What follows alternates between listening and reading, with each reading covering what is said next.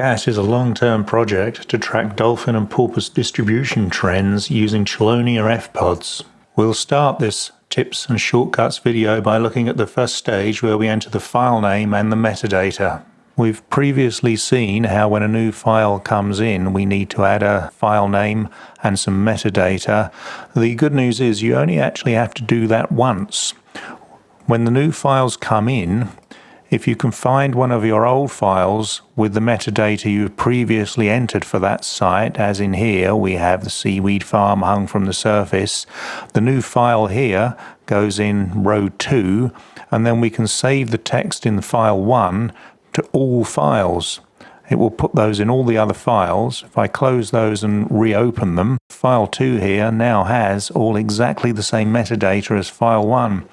This is really useful not just for saving some time when adding metadata, it also ensures that the metadata we have for a particular site is really consistent throughout that deployment, which is really useful to us. In this shortcut video I want to have a quick look at validation.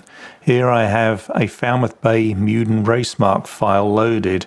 Now this was a very noisy site, so to get a quick overview of any classification risks I may have, I would go to the Filters and Files tab, and down the bottom here I can show classification warnings for this file.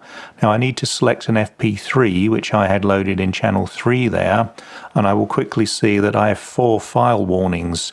This might be for excess fast NBHF trains, which could indicate a risk of weak unknown train sources, excess slow dolphin trains, which could be a risk of sonars, and noisy soundscapes, which could affect the detection performance. Additionally, if I wanted to export those classification warnings, I could come up to this window here where I can get classification warnings from open files. It will put that on the clipboard, and then I can drop that information into a spreadsheet. Now in here I can see I have risk 0, 3, 8, 9 and 10. So 0, 3, 8, 9 and 10 I can highlight there. In this shortcut video I'm going to look at the right click menu, which you can see here has a lot of features in it. Now one thing I use quite a lot is marking trains. So there's some quite interesting activity here that I would like to show to somebody else.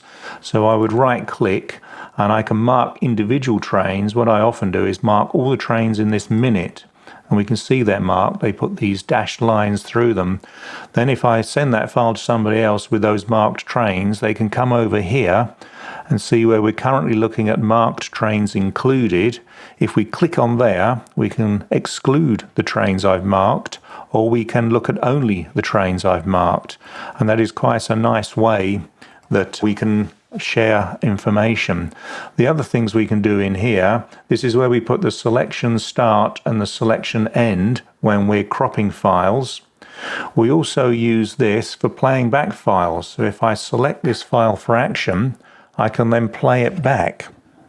The other thing we can do with those playbacks is actually save them. If I come into the display tab here, you'll see a little box in the bottom right there where I can actually add artificial click sounds, and I can add a prefix and save that WAV file. So I could save a snapshot of that scene and then send people the WAV file that's associated with that behavior. So to summarize, we duplicated metadata from previous files to new files, we looked at classification warnings and exported them, we looked at how to mark trains and skip to only marked trains, we saw how to set in and out points for cropping a file, and we saw how to select a file for action and play back a train.